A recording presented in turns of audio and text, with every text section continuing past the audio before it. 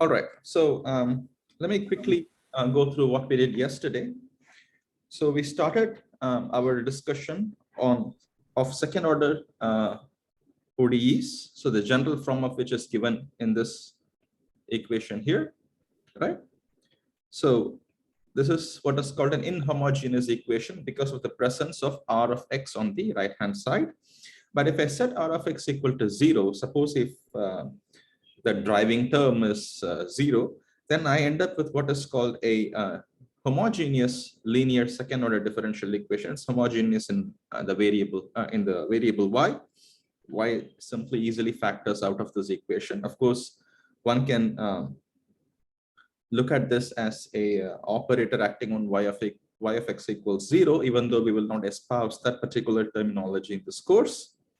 Then we look through a very simple case of particle in a box, an example that you have done in your physics class in the first semester. Okay, and then we discussed what the solutions are and how to impose the boundary conditions and so on and so forth.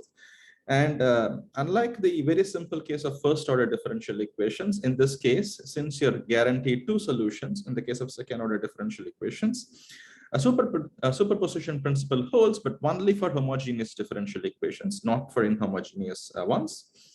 Basically, what this means is that if you have two solutions, y1 and y2, you can take a general linear combination of them, and that's also guaranteed to be a solution. Okay.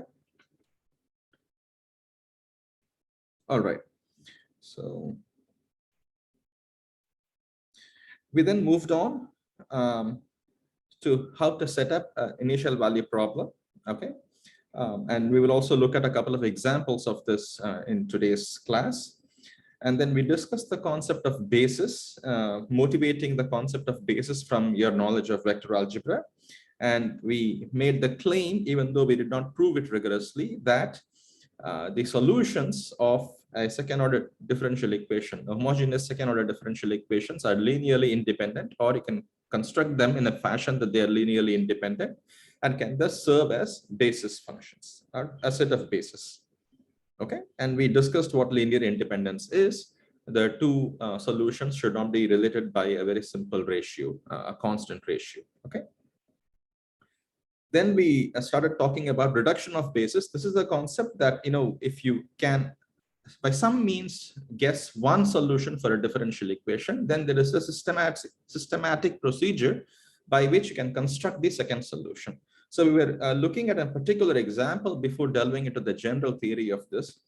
And this is when we got abruptly cut. Okay, so this is where we are. So that is a small précis of what happened yesterday. If you have any quick questions, I can take them now, and then I can begin. Let me know. Okay, so let us continue with that example from the point where we stopped yesterday. So the example is this particular differential equation that we have here, right? It's x squared minus xy double prime minus xy prime plus y equals 0. Either by inspection, or if someone tells you, you can guess that x is a solution of this differential equation. The first solution can be just x. Y is a solution, well, plug it back in the differential equation and you get an identity. So that defines what a solution is, basically, right? So if you have something and if you plug it in the differential equation and it satisfies the differential equation, you're guaranteed that it is a solution of the differential equation.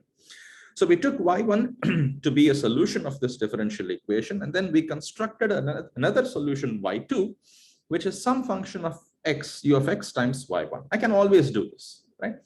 So as long as I have well-behaved functions, I can always do this. Now notice that I should not write y2 equals some c times y1, because that will mean that the second solution is not a linearly independent solution. So I have to make sure that I cannot get the second solution trivially from the first solution. It has to be some function of x. So basically, I plug this ansatz back in the differential equation. I ended up with a differential equation for u. Basically, if I know u, I know y2. And I did not end up with any differential equation for y2. I ended up with a particular form of the differential equation. And you will see that this is not an accident. There is no linear term in u in this differential equation. In fact, this is constructed in such a fashion that a linear term in u will never appear. Okay, so the linear term in u here gets cancelled between these two terms, minus ux and plus ux in this example. And you finally end up with an equation that has double derivatives and single derivatives of u and nothing else. So let's take it up at this point. So x times x minus 1 u double prime equals minus of x minus 2 u prime, right? This is our differential equation. So now to solve this differential equation, the absence of the u term makes this solution, makes this differential equation slightly easier to deal with, because I can now define v of x equals u prime and turn this into a first order differential equation that I can easily integrate. I can easily figure out v of x because the left hand side is now x times x minus 1 v prime of x, because the first derivative of v is a second derivative of u by definition, equals minus of x minus 2 times v of x. Okay, so notice that this is not a very general trick. This is a trick you can employ when there is no linear term in u. When there is a linear term in u, of course, this particular substitution does not make a lot of sense, because v of x so u of x should be substituted as some integral v of x, and that will be an integral differential equation that might be difficult to deal with. But if there is no linear term in u, this is an easy trick to do. So this I can simply integrate. The way I integrate this is basically I will rearrange this term. This is basically an easy separable method. I will write this equation as dv over v equals minus x minus 2 divided by x times x minus 1 dx. Okay. And this I can further write as minus dx over x minus 1 plus 2 over x times x minus 1 dx. Okay. So I can decompose this in partial fractions. I don't remember the form exactly, so I'll quickly write it down. If somebody remembers how to write this exactly, just let me know or stop me. I'll write this as 8 over x plus b over x minus 1, right? This is the usual partial fraction stuff. So this is ax minus 1 plus bx divided by x times x minus 1. I'm assuming all of you know partial fractions very well. If there is any confusion at any point, please do stop me. I'll be happy to answer. So the numerator has to balance if this fraction can be written as a sum of these two partial fractions, which tells me that the coefficient of x on the right-hand side should vanish, which tells me a plus b has to be 0, and the constant term has to be 1, which means minus a is 1. So this tells me a is minus 1 and b is 1. Okay. So that's all I needed this for. So I'll write this x plus b over x minus 1. Okay, I'll write this as minus dx over x minus 1 minus 2 over x plus 2 over x minus 1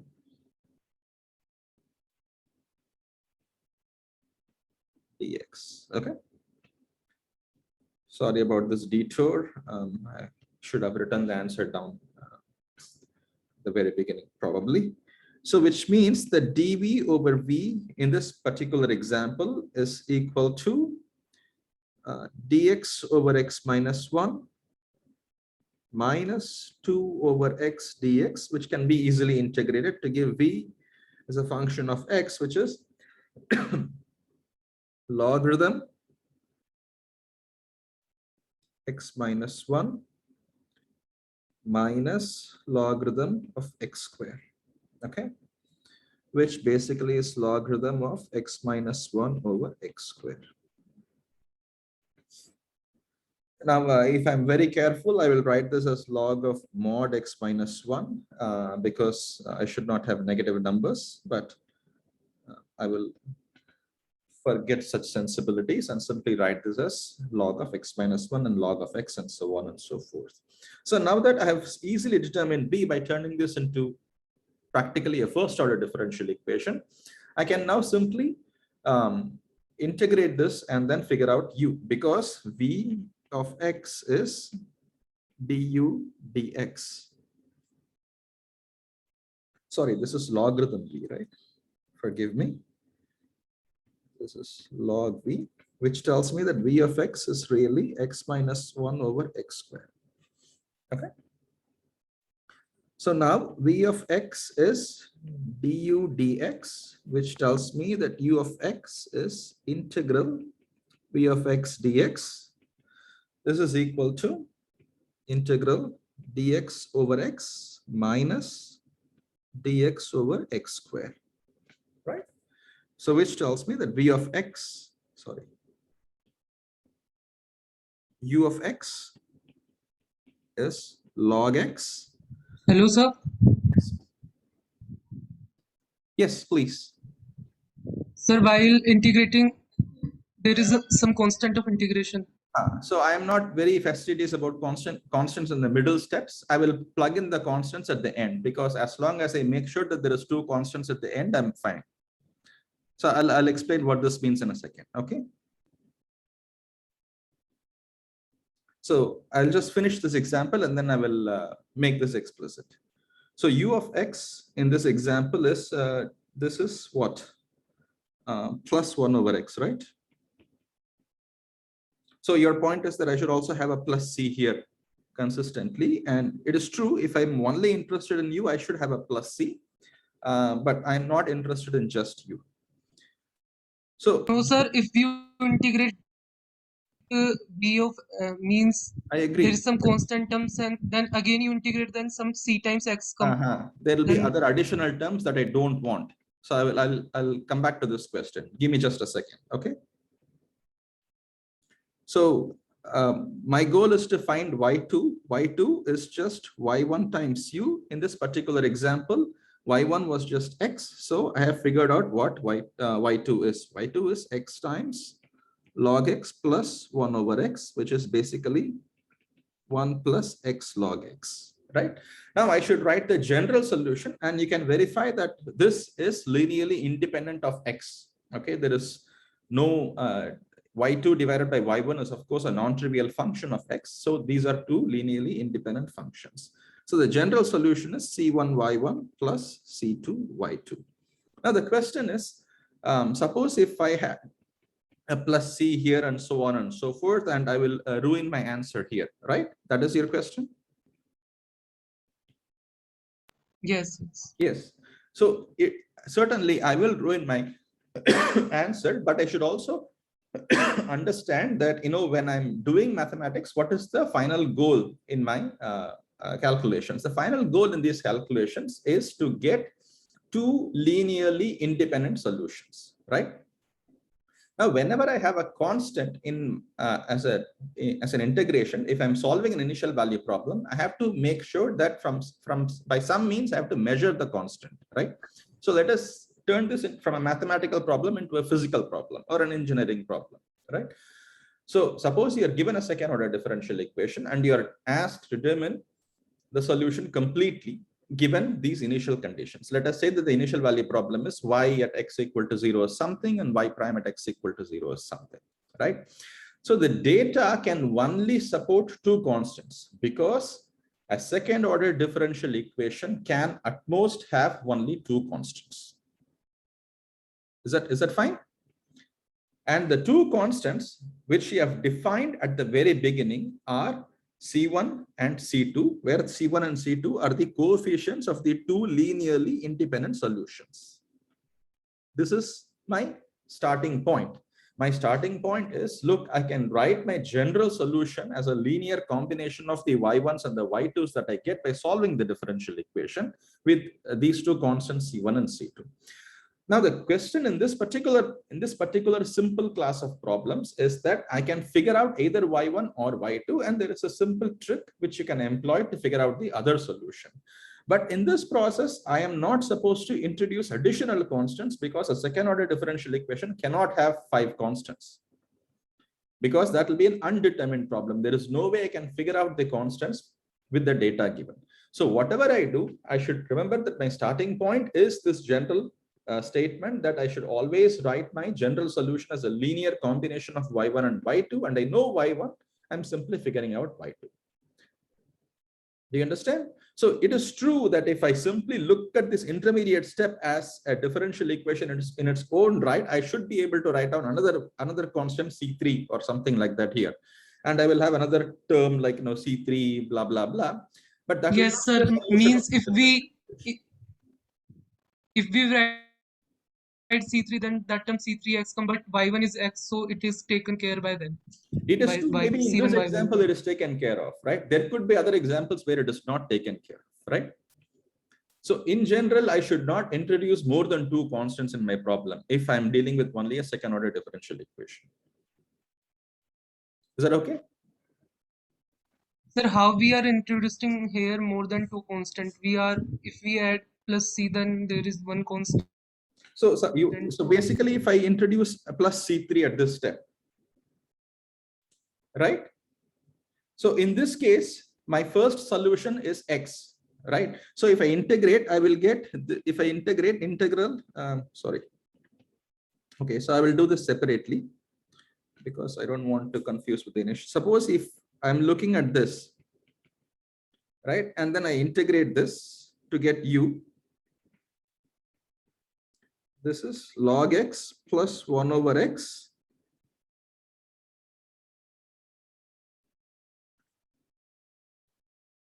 Let us see plus C plus C3. Agreed? Yes. Or if I introduce a C at the V of X stage itself, then I will have a bigger problem on my hand. So I will, if I write V of X as X minus 1 over X square plus C3, maybe, right? Then I have to figure out U, and U would be, in this case, if I integrate this guy, I will get log X plus 1 over X. And then if I integrate this, I will get C3X. Okay. Now you can also claim that I'm doing another integration. So I should, in principle, have another constant here, C4. Right. But these would be untenable. These are not valid initial value problems. Right. There is no way using data I can determine 4 constants for a second order differential equation. So at any point, given my onsorts, the starting point is C1 Y1 plus C2 Y2, I should stick to just 2 constants. So the intermediate steps should be treated as simple integrations and don't put in arbitrary constants. So in this case, you are right. Suppose if I introduce an X at this stage, suppose if I don't put a C4, then this X can be absorbed in the X for Y1 because Y1 turns out to be X. But what if Y1 was some other solution, right? Y1 is X cubed or something like that. And then you won't be able to simply absorb these. So you will get an inconsistency. That was my V of X was X minus 1 by X squared times C. Sorry, what? V of X was X minus 1 by X squared times C. So you're saying this is times C3. Yeah. But my point is that no matter if it's additive constant or a multiplicative constant, as long as you're introducing another constant, you should also tell me how to determine this constant. Right. So see, your initial value problem, it's a second order differential equation. A second order differential equation has 2 linearly independent solutions and 2 constants. And the 2 constants usually are determined with the given data. The given data is the function at some specific point X and the derivative of the function at some specific point X. This is the initial data. So everything else would be undetermined. The problem with this is that if you're actually using as a solution for an engineering problem, and if you introduce a third constant which has no way of which you have no way of figuring out, there'll be an infinite number of solutions, and that's not a very practical way of dealing with it, right? For example, so you cannot put in additional arbitrary constants in the problem for a second order differential equation. You should stick with 2 constants at most. Regardless of how you introduce the constants, multiplicative or additive doesn't really matter.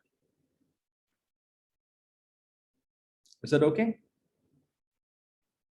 Again, this is only for the special case of problems where, one solution can be easily guessed. We will develop methodologies for cases where this is not true. Okay, so this case, let me just write this down. This is basically C1x plus C2 1 plus x log x, as long as I've not made any trivial algebra errors. So let us actually develop a general formula for figuring out the second solution, reduction of basis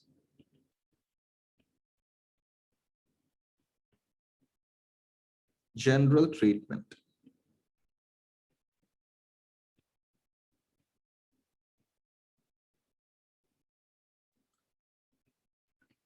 So we will develop a general formula. The derivation itself might not be very important, even though I'll quickly go through it. This general formula will help you figure out the second solution if you're lucky enough to guess the first. Okay, so what is this? So let us start with the most general linear second order homogeneous differential equation, which we wrote in this particular form.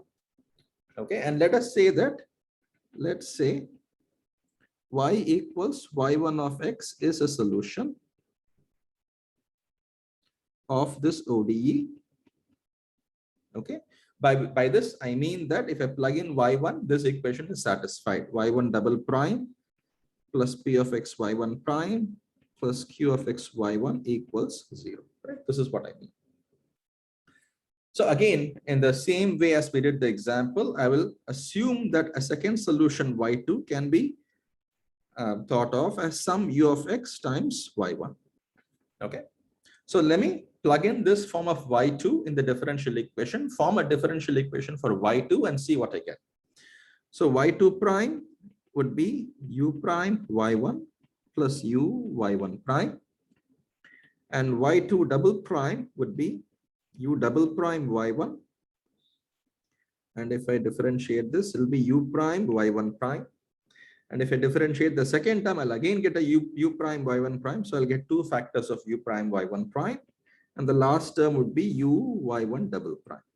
So I'll plug in these two formulas for y2 and for y2 prime and y2 double prime in terms of u in the parent differential equation. So y2 double prime plus p of x y2 prime plus q of x y2.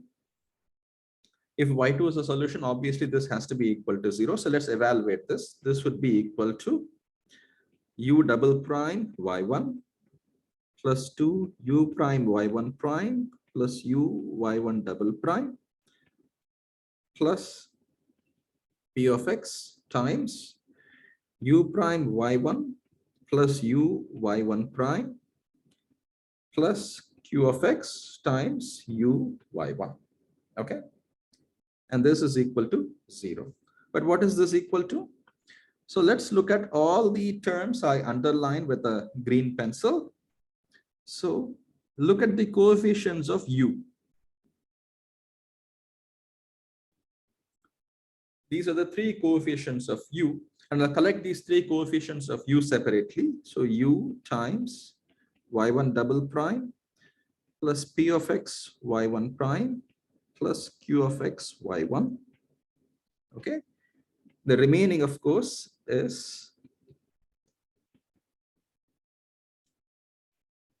u double prime y1 plus 2 u prime y1 prime plus p of x u prime y1, and this whole thing is equal to 0 because by assumption y2 is a solution. But everything in green is already 0 because y1 is already a solution, right? Because that is the starting point. We are assuming that y1 is a solution, so this is equal to 0. Which tells me that this differential equation, when I assume y2 is u times y1, is actually independent of u. There is no linear term in u. Okay, so this is the reason why the u term cancelled here also. This is a special case of this methodology.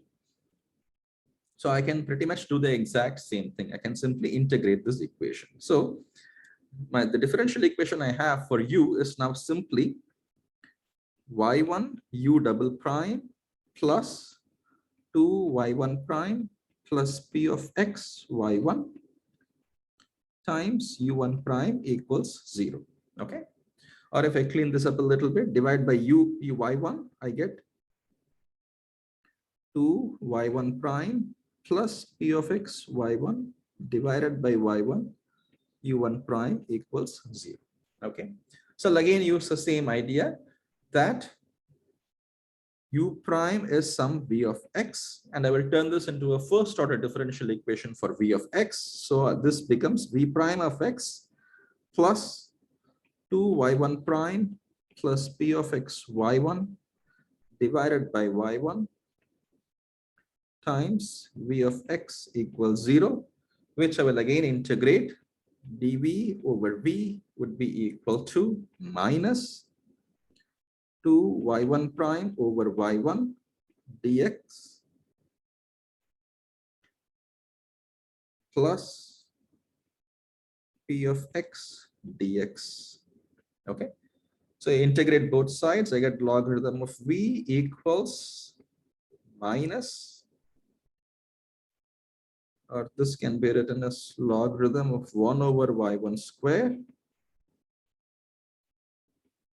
minus integral p of x dx. Okay, so this is your friend p of x dx from first order differential equations, even though they have no formal connection here, which tells me that v of x is basically,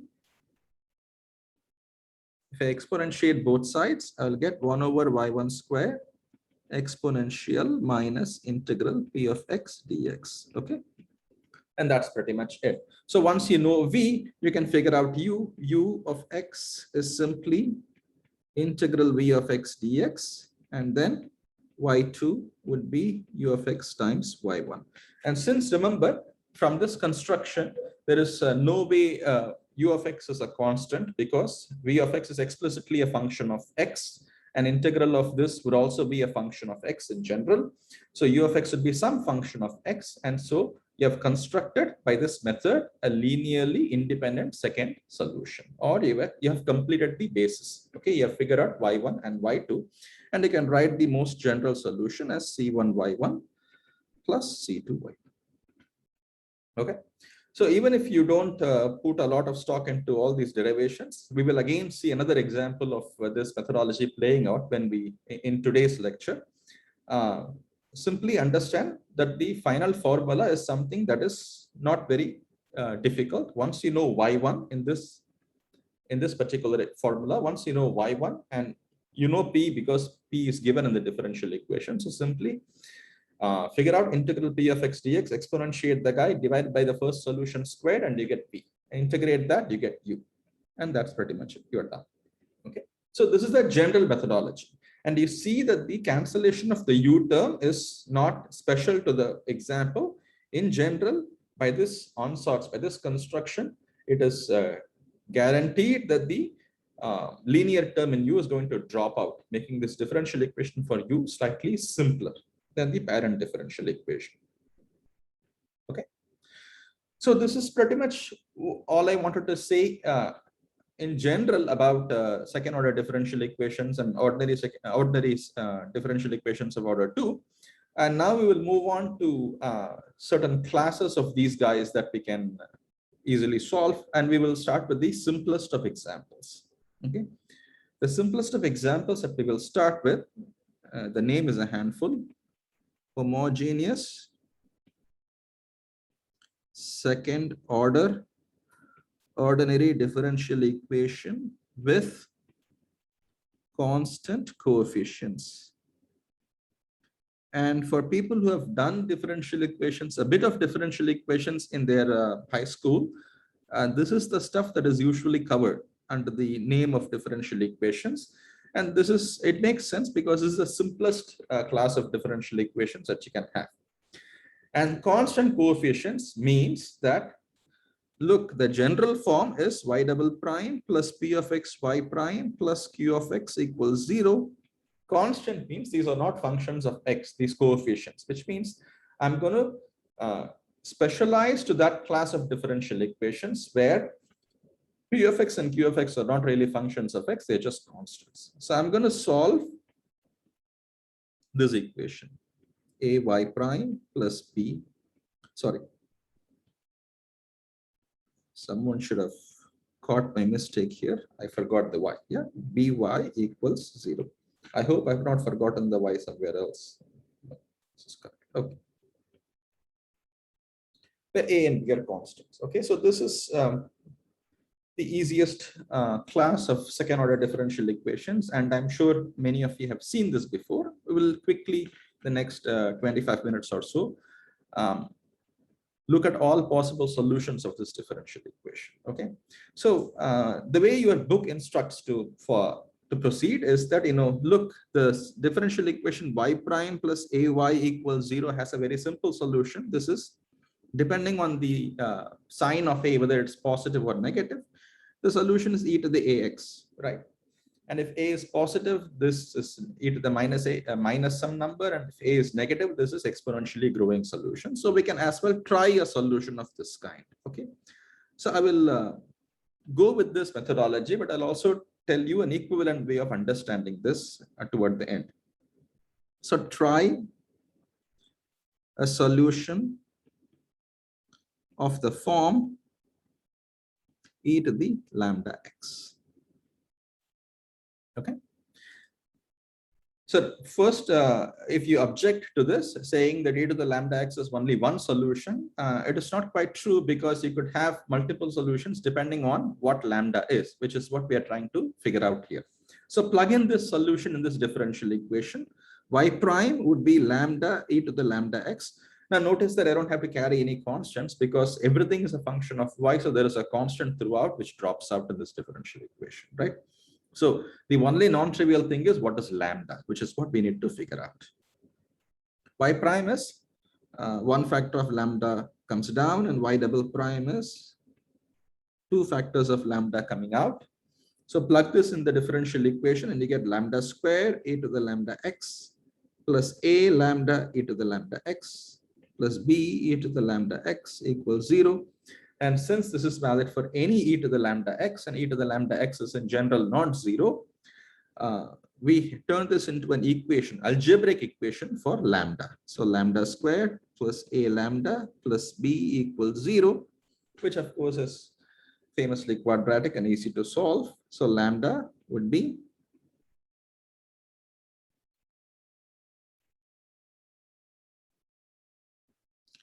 plus minus square root of this guy minus 4 times the first guy times the third guy divided by 2. Okay.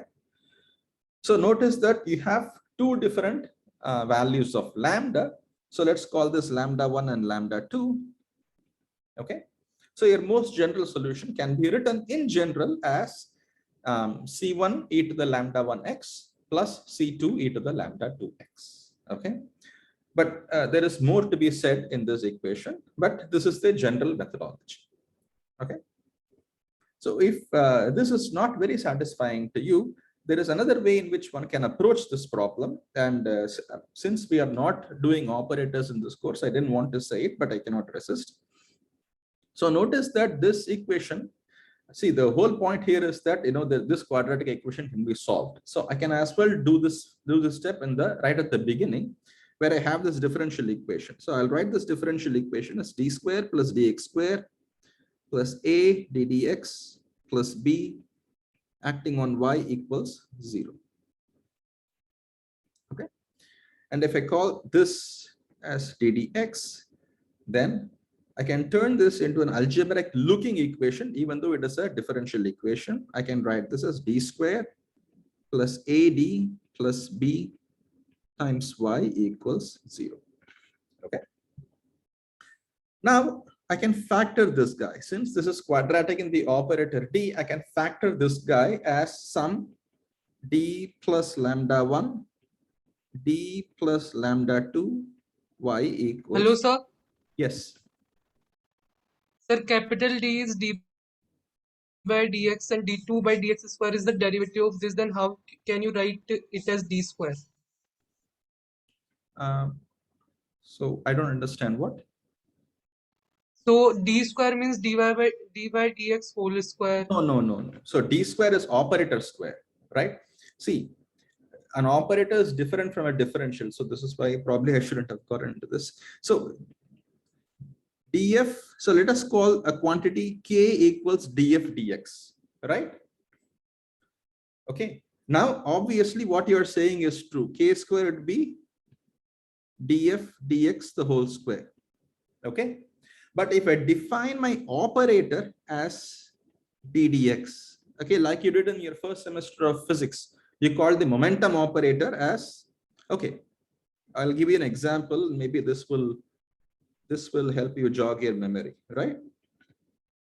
So remember that aside,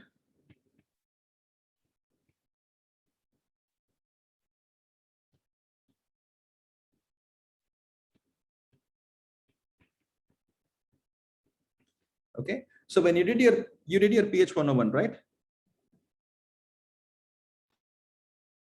Yes. Yes. Okay. So you wrote down the Hamiltonian as p square over 2m plus v of x. Agreed?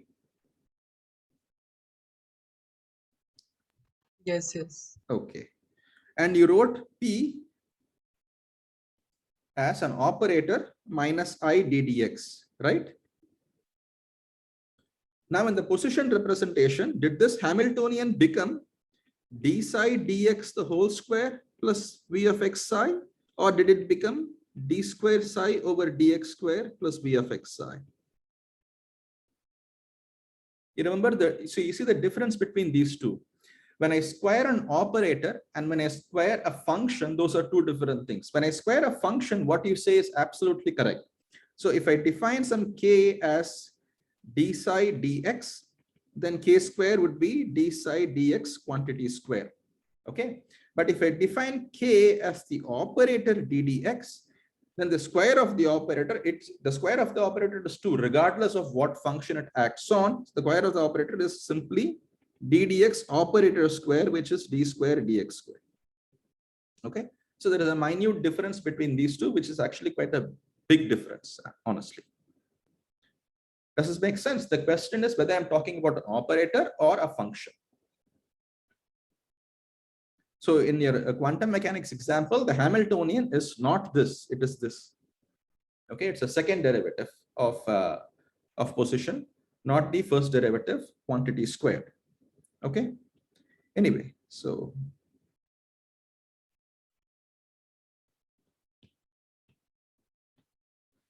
sorry about that. So then is this okay? Again, if you guys don't completely follow this, it's okay, because we are not really concerned with the operators in this course, but I think intellectually you should know what it is that we are trying to do. So remember that this will not work if a and b are functions of x. Okay, so this is a very important point that you have to understand. If a and b are functions of x, this procedure will not work, because I cannot go from here to here, because now this operator will also act on a's and b's. So there is no way I can factor this very easily. Now I can write this either as this equation, or I can make it ulta. A priori, there is no way to know which one is correct, because they're both correct, because the operators commute. D plus lambda 1 times d plus lambda 2 commute if lambda 1 and lambda 2 are just numbers.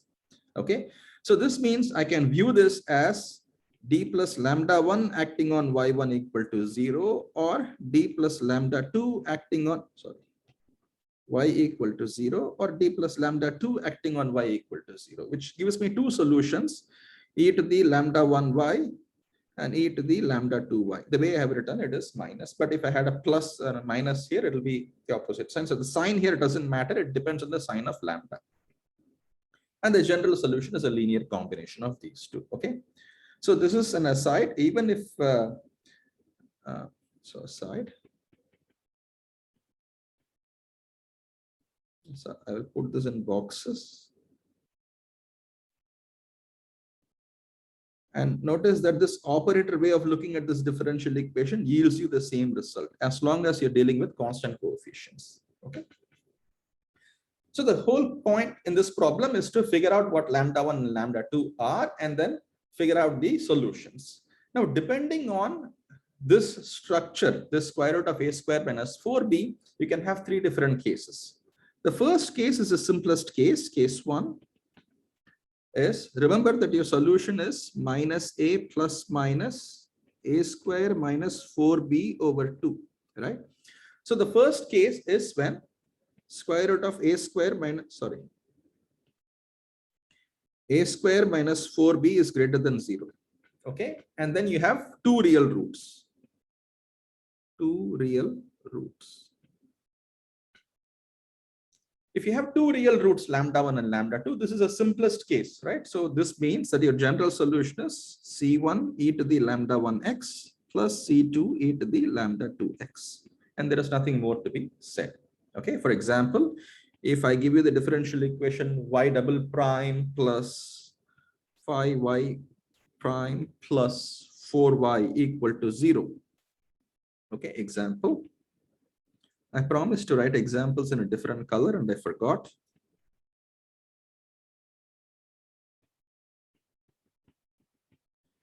Y double prime plus 5y prime plus 4y equals 0. And let me turn this into an initial value problem just to complete the entire thing. I will say y of 0 is, I don't know, give me some number.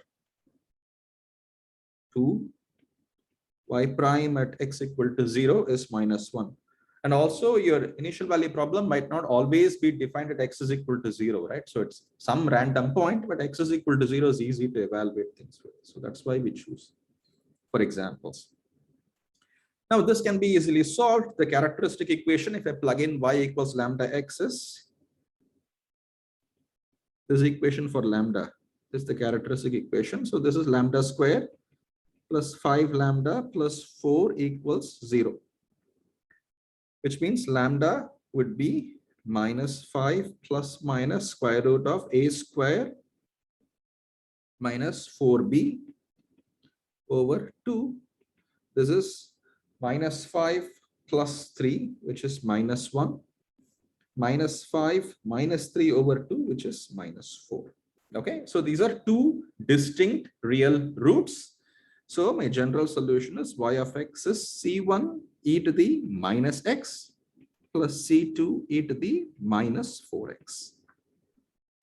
In this example, both lambda 1 and lambda 2 turned out to be negative, but they can both be positive, or one can be positive, one can be negative. That doesn't matter as long as they're both distinct and real. This is the first class. Okay. Now we will impose the initial value. So y at x is equal to 0 would be c1 plus c2. And this is given to be 2. And what is y prime of x? Y prime of x is minus c1 e to the minus x minus 4c2 e to the minus 4x. And I'm also given that y prime at 0, which is equal to minus c1 minus 4c2, and this is equal to minus 1. Okay. So this is the general solution. And once I plug in the initial conditions and I figure out C1 and C2 for this particular initial condition, let us say in this example, I have C1 plus C2 equals 2 and minus C1 minus 4C2 equals minus 1. So if I add this, I get minus 3C2 equals 1. So C2 is minus 1/3 and C1 is 2 plus 1/3, which is 7/3. Okay, so this particular solution is what you get after you impose the initial values and figure out the C1 and C2 for this problem. So 7/3 e to the minus x minus 1/3 e to the minus 4x is the particular solution for that particular initial value problem. Okay. So the first class is pretty easy to do. These are two distinct real roots. Case 2 is when you have a square minus 4b equal to 0. If a square equals minus 4b equal to 0, a is of course real because it is given in the problem. Then your lambda is basically, remember that lambda is this guy, right? If a square minus 4b is equal to 0, then your lambda is just minus a over 2. Minus a over 2. Which means you have a solution, which is e to the minus a over 2 times x. Okay.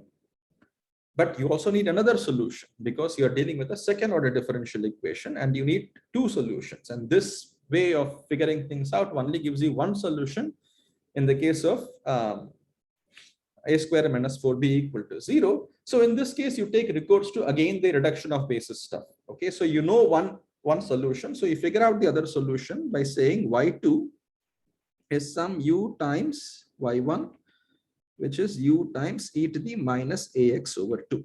Okay, and then plug it back in the differential equation. The differential equation is y double prime plus ay prime plus by equals 0. So this is the last time I told you that we will do the reduction of basis in this lecture. So y2 prime is u prime e to the minus ax over 2 minus a over 2 u e to the minus ax over 2. Okay. And y2 double prime would be u double prime e to the minus ax over 2 minus a over 2 u prime e to the minus ax over 2. And then again, I have to differentiate this guy. If I differentiate the u part, I will get this exact same thing, right? So I can multiply this by 2. And then I will have plus a square by 4 u e to the minus ax over 2. Okay, so I'll plug everything back in the differential equation. Again, please stop me if there is any problems with the algebra or if I'm making any mistakes. So u double prime e to the minus ax over 2 minus a u prime e to the minus ax over 2 plus a square by 4 u e to the minus ax over 2. That is my y2 double prime plus a times y2 prime, which is u prime e to the minus ax over 2 minus a square by 2 u e to the minus ax over 2 plus b times y, which is u e to the minus ax over 2.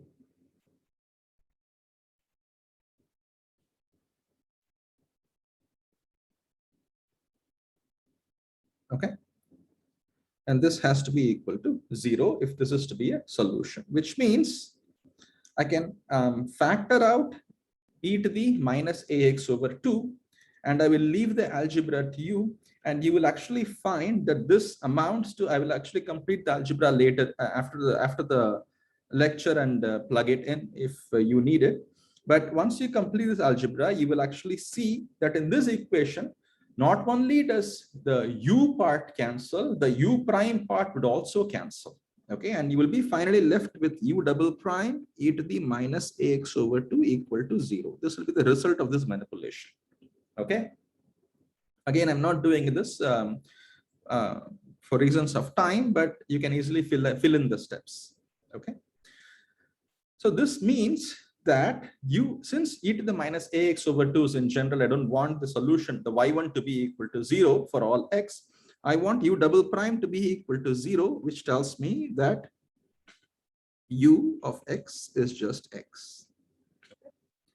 Or in other words, u prime is just a constant, and then u is just x. Again, I'm not putting in the constants because I will put in the two constants in the general solution. So what is the general solution now? I know that my y2 is now y1 u of x, which is x times y1.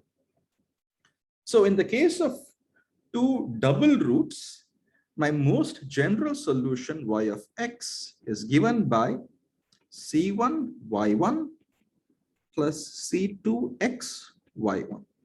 In this case, of course, y1 is e to the minus ax over 2. So this is c1 plus x c2 e to the minus ax over 2. Okay. An example for this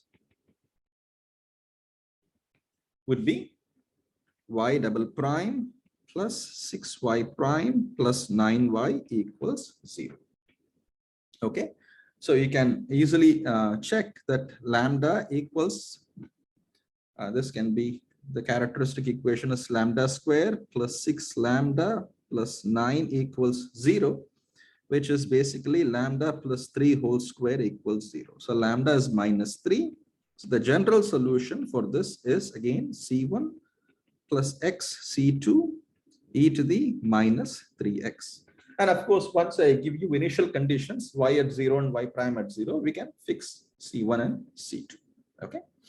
So this is the second class. The third case is if a square minus 4b is less than 0. In this case, the square root becomes imaginary. Okay.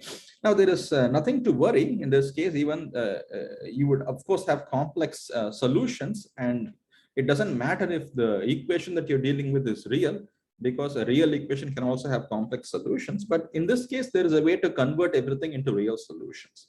So in this case, remember again that lambda is minus a over 2 plus minus 1/2 square root of a square minus 4b. Okay. Since a square minus 4b is less than 0, I can write this as minus a over 2 plus minus I over 2 square root of, pull out the negative, right? This becomes 4b minus a square. Okay. So I'll write this as minus a over 2 plus minus some I omega. So my two roots in this case are lambda 1 equals minus a over 2 plus I omega, and lambda 2 is minus a over 2 minus I omega. Accordingly, my solution are y1 is e to the minus a over 2x e to the I omega x, and y2 is e to the minus a over 2x e to the minus I omega x. Okay. Now you could stop at this point, or you could realize that, look, any linear combination of these solutions is also a solution. So which means I can form an y1 tilde, which is 1/2 y1 plus y2.